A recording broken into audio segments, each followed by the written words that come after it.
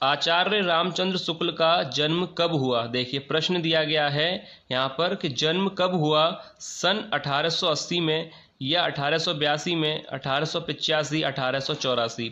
तो देखिए अगर आपने इनकी जीवन परिचय को पढ़ा होगा तो रामचंद्र शुक्ल का जो जन्म हुआ था वह हुआ था 1884 में। याद रखिएगा 1884 में रामचंद्र शुक्ल का जन्म हुआ था, क्योंकि जन्म पर आधारित प्रश्न पूछा जाता है, इसलिए जन्म को आपको अच्छी तरह से याद रखना है कि जन्म कब हुआ था। तो आचार्य रामचंद्र शुक्ल का जन्म 1884 में हुआ था। याद रखिएगा ऑप्शन डी यहाँ पर राइट आंसर होगा। अब इसके बाद देखिए अगला प्रश्न देखते हैं। देखिए अगला प्रश्न यहाँ पर दिया गया है, आचार्य रामचंद्र शुक्ल का जन्म कहाँ हुआ। जन्म कहाँ हुआ, option A Jaunpur, B Varanasi, C Basti या ऑप्शन डी सतारा। तो देखिए रामचंद्र शुक्ल का जन्म कब हुआ था, 1884 में, ये बात आपको याद रखनी है। अब इसके बाद है कि जन्म कहाँ हुआ था, तो याद रखिएगा रामचंद्र शुक्ल का जन्म हुआ था, यहाँ पर सी ऑप्शन राइट हो जाएगा, बस्ती जिले में, उत्तर प्रदेश के बस्ती जिले में अगोना ग्राम में इनका जन्म हुआ था। याद रखिएगा यहाँ पर राइट आंसर हो जाएगा ऑप्शन सी, यानी बस्ती जिले में इनका जन्म हुआ था। ठीक है, याद रखिएगा उत्तर प्रदेश राज्य के बस्ती जिले में इनका जन्म 1884 में हुआ था। ये लाइन याद रखिएगा, क्योंकि अगर कोई प्रश्न इस पे से बना तो आप लोग गलत करके नहीं आएंगे। अब इसके बाद देखिए अगला प्रश्न देखते हैं। देखिए अगला प्रश्न यहाँ पर दिया गया है, प्रश्न पूछा है कि रस मीमांसा के लेखक हैं, रस मीमांसा के लेखक हैं रामचंद्र, रामवृक्ष, जयशंकर प्रसाद या रामधारी सिंह दिनकर। तो देखिए रस मीमांसा के लेखक कौन हैं, यहाँ पर राइट आंसर हो जाएगा ऑप्शन ए रामचंद्र शुक्ल। याद रखिएगा रस मीमांसा के लेखक हैं आचार्य रामचंद्र शुक्ल। अब इसके बाद अगला प्रश्न यहाँ पर दिया गया है। देखिए अगला प्रश्न है, शुक्ल की कविता भारत और बसंत किस पत्रिका में प्रकाशित हुई थी।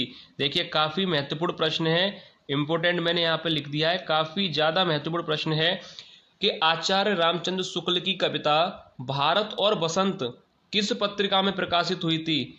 ऑप्शन ए दिया गया है, इंदु पत्रिका में, मर्यादा पत्रिका में, सरस्वती पत्रिका में या आनंद कादम्बनी पत्रिका में। तो देखिए इस प्रश्न का राइट आंसर क्या होगा कि आचार्य शुक्ल की जो कविता है भारत और बसंत किस पत्रिका में प्रकाशित हुई थी। तो मैं आपको बता दूं यहाँ पर राइट आंसर हो जाएगा, ध्यान से देखिएगा, ऑप्शन डी आनंद कादम्बनी पत्रिका।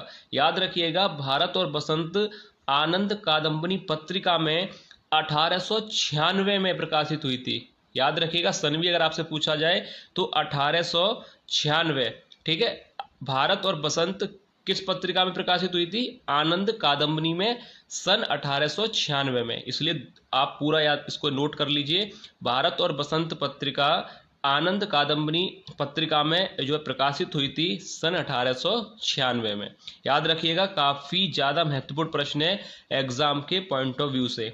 ठीक है, अब इसके बाद देखिए अगला प्रश्न देखते हैं। अगला प्रश्न यहाँ पर दिया गया है, अगला प्रश्न है देखिए, 11 वर्ष का समय कहानी कब प्रकाशित हुई थी। 11 वर्ष का समय कहानी कब प्रकाशित हुई थी। ऑप्शन दिए गए हैं कि सन 1902 में या सन 1904, 1905 या 1903। तो देखिए 11 वर्ष का समय जो कहानी है वह कब प्रकाशित हुई थी, यहाँ पर राइट आंसर हो जाएगा ऑप्शन डी, यानी 1903 में 11 वर्ष का समय जो कहानी है उसका प्रकाशन हुआ था। याद रखिएगा प्रकाशन वर्ष तो आपको जरूर याद रखने हैं, क्योंकि प्रकाशन वर्ष से संबंधित प्रश्न तो एग्जाम में आना ही है। इसलिए जो भी रचनाएं हैं उनका प्रकाशन वर्ष अच्छी तरह से याद करके जाइएगा एग्जाम से पहले, क्योंकि प्रश्न जब आप देखेंगे उसमें प्रकाशन वर्ष से संबंधित प्रश्न आपको जरूर मिलेगा। तो देखिए 11 वर्ष का समय कब हुआ था प्रकाशित, सन 1903 में। ठीक है, अब इसके बाद देखिए अगला प्रश्न देखते हैं। देखिए अगला प्रश्न है, आचार्य रामचंद्र शुक्ल हिंदी साहित्य में मुख्यतः किस प्रकार के साहित्यकार हैं। देखिए अच्छा प्रश्न है, आचार्य रामचंद्र शुक्ल हिंदी साहित्य में मुख्यतः किस प्रकार के साहित्यकार हैं, कहानीकार, उपन्यासकार, आलोचक या निबंधकार। तो यहाँ पर एक शब्द का प्रयोग किया गया है, अगर आप देखेंगे तो वो निबंधकार भी हैं, आलोचक भी हैं। तो यहाँ पर एक आप शब्द देखिए मुख्यतः दिया गया है, यहाँ पर मुख्यतः किस प्रकार के साहित्यकार हैं, तो यहाँ पर राइट आंसर हो जाएगा सी, आलोचक। याद रखिएगा, आचार्य रामचंद्र शुक्ल हिंदी साहित्य में मुख्यतः किस प्रकार के साहित्यकार हैं, यहाँ पर सी राइट हो जाएगा, आलोचक। अब इसके बाद देखिए अगला प्रश्न देखते हैं। देखिए अगला प्रश्न यहाँ पर दिया गया है, रामचंद्र शुक्ल का चिंतामणि भाग 1 प्रथम विचार वीथी नाम से कब प्रकाशित हुआ था। देखिए काफी ज्यादा महत्वपूर्ण प्रश्न है कि रामचंद्र शुक्ल का चिंतामणि भाग 1 विचार वीथी नाम से कब प्रकाशित हुआ था। ये प्रश्न आप पहले इस पे भी मैं इंपोर्टेंट लिख दूं, ये भी प्रश्न काफी अच्छा प्रश्न है एग्जाम के लिए कि विचार वीथी नाम से कब प्रकाशित हुआ था चिंतामणि भाग 1, सन 1930 में या 1940, 1939 या 1935 में। तो देखिए इस प्रश्न का जो राइट आंसर हो जाएगा ऑप्शन ए, 1930 में। याद रखिएगा, रामचंद्र शुक्ल का चिंतामणि भाग 1 विचार वीथी नाम से प्रकाशित हुआ था पहले, तो वह हुआ था सन 1930 में। ठीक है, याद रखिएगा, इस प्रश्न का राइट आंसर हो जाएगा ऑप्शन ए। अब इसके बाद देखिए अगला प्रश्न देखते हैं। देखिए अगला प्रश्न है, जायसी ग्रंथावली का संपादन किसने किया। मैथिली शरण गुप्त ने, जयशंकर प्रसाद, आचार्य रामचंद्र शुक्ल या रामवृक्ष बैनीपुरी।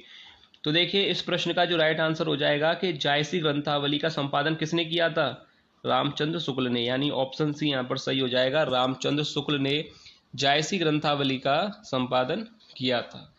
अब इसके बाद देखिए अगला प्रश्न देखते हैं। देखिए अगला प्रश्न यहाँ पर दिया गया है, भ्रमर गीत सार ग्रंथावली का संपादन किसने किया था। देखिए प्रश्न काफी महत्वपूर्ण प्रश्न है, भ्रमर गीत सार ग्रंथावली का संपादन किसने किया था, आचार्य रामचंद्र शुक्ल ने, रामधारी से दिनकर ने, रामवृक्ष बैनीपुरी ने या जयशंकर प्रसाद ने। तो यहाँ पर इस प्रश्न का राइट आंसर हो जाएगा ऑप्शन ए, आचार्य रामचंद्र शुक्ल ने भ्रमर गीत सार ग्रंथावली का संपादन किया था। इससे पहले जो प्रश्न था उसमें था जायसी ग्रंथावली, वह भी आचार्य रामचंद्र शुक्ल ने ही संपादित की थी, और भ्रमर गीत सार ग्रंथावली भी आचार्य रामचंद्र शुक्ल ने ही संपादन किया है। अब इसके बाद देखिए अगला प्रश्न देखते हैं। देखिए अगला प्रश्न दिया गया है, शुक्ल ने हिंदी साहित्य का इतिहास कब लिखा था। शुक्ल ने हिंदी साहित्य का इतिहास कब लिखा था, 1923 में, 1929 में, 1925 या 1927। तो इस प्रश्न का राइट आंसर हो जाएगा, कब लिखा था हिंदी साहित्य का इतिहास। यहाँ पर राइट आंसर हो जाएगा ऑप्शन बी, 1929 में। याद रखिएगा, 1929 में हिंदी साहित्य का इतिहास जो है ग्रंथ लिखा था। याद रखिएगा, काफ़ी महत्वपूर्ण प्रश्न लिए गए हैं वीडियो में, तो वीडियो को एंड तक जरूर देखिएगा, और वीडियो अगर आपको पसंद आए तो लाइक जरूर कीजिए।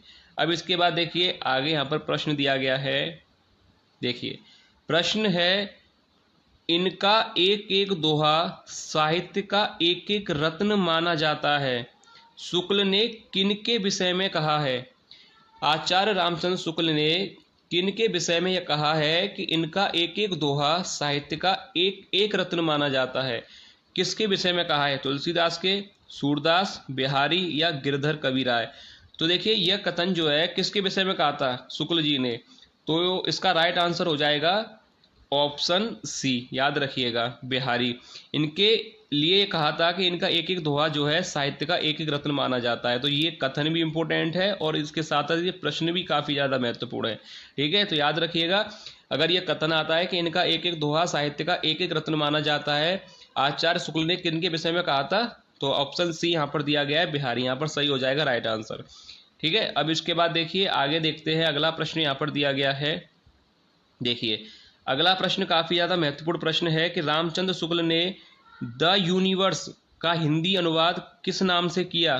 देखिए ये भी प्रश्न काफी महत्वपूर्ण है। मैंने वीडियो की स्टार्टिंग में ही आपसे कहा था कि जो वीडियो बनाई जाती है उसमें काफी महत्वपूर्ण प्रश्न लिए जाते हैं।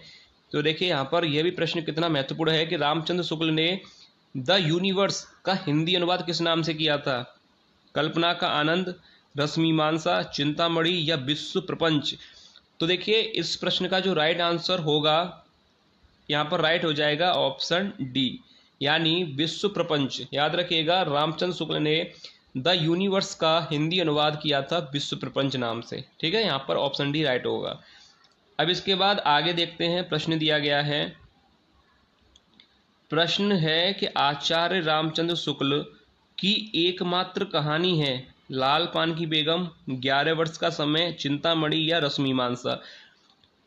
तो इस प्रश्न का राइट आंसर क्या होना चाहिए कि आचार्य रामचंद्र शुक्ल की एकमात्र कहानी कौन सी है, लाल पान की बेगम या 11 वर्ष का समय या चिंतामणि या रश्मिमांसा। तो देखिए इस प्रश्न का राइट आंसर हो जाएगा, अगर कहानी की बात हो रही है तो ऑप्शन बी ही राइट होगा, क्योंकि 11 वर्ष का समय कहानी है और रामचंद्र शुक्ल इसके रचनाकार हैं। तो यहाँ पर ऑप्शन बी ही सही हो जाएगा, 11 वर्ष का समय। इसके बाद अगला प्रश्न दिया गया है। अगला प्रश्न है कि चिंतामणि का प्रकाशन वर्ष, चिंतामणि का प्रकाशन वर्ष है, अगर बात की जाए सन 1935, सन 1936, सन 1937 या सन 1939, तो किस सन में चिंतामणि का प्रकाशन हुआ था। तो यहाँ पर राइट आंसर हो जाएगा ऑप्शन डी, याद रखिएगा 1939 में। ठीक है, याद रखिएगा 1939 में चिंतामणि का प्रकाशन हुआ था। अच्छा प्रश्न है एग्जाम के लिए। इसके बाद देखिए अगला प्रश्न यहाँ पर दिया गया है, चिंतामणि के संपादक कौन हैं, डॉक्टर कुसुम चतुर्वेदी, डॉक्टर ओम प्रकाश सिंह, आचार्य रामचंद्र शुक्ल या डॉक्टर नामवर सिंह। तो देखिए चिंतामणि के संपादक कौन हैं, यहाँ पर राइट आंसर हो जाएगा सी, रामचंद्र शुक्ल। आचार्य रामचंद्र शुक्ल जो है चिंतामणि के संपादक हैं। अब इसके बाद देखिए आगे यहाँ पर प्रश्न दिया गया है। देखिए आगे प्रश्न पूछा है कि रामचंद्र शुक्ल के चिंतामणि भाग 1 में निबंधों की कुल संख्या है। देखिए ये प्रश्न भी कितना महत्वपूर्ण प्रश्न है। प्रश्न पूछा गया है कि रामचंद्र शुक्ल के चिंतामणि भाग 1 में निबंधों की कुल संख्या कितनी है, 20, 17, 16 या 15। तो देखिए कुल निबंधों की अगर बात की जाए तो भाग 1 में अगर आप देखें तो पहले भाग में जो निबंधों की कुल संख्या है वह है 17, यानी 17 निबंध हैं। तो यहाँ पर राइट हो जाएगा ऑप्शन बी, 17 निबंध। याद रखिएगा भाग 1 की बात हो रही है, यहाँ पर भाग 1 में कुल निबंधों की संख्या 17 है। इसके बाद देखिए आगे यहाँ पर प्रश्न दिया गया है। देखिए आगे प्रश्न दिया गया है, चिंतामणि भाग 3 के संपादक कौन हैं। यहाँ पर दिया गया है ऑप्शन डॉक्टर कुसुम चतुर्वेदी, डॉक्टर ओम प्रकाश सिंह, आचार्य रामचंद्र शुक्ल या डॉक्टर नामवर सिंह।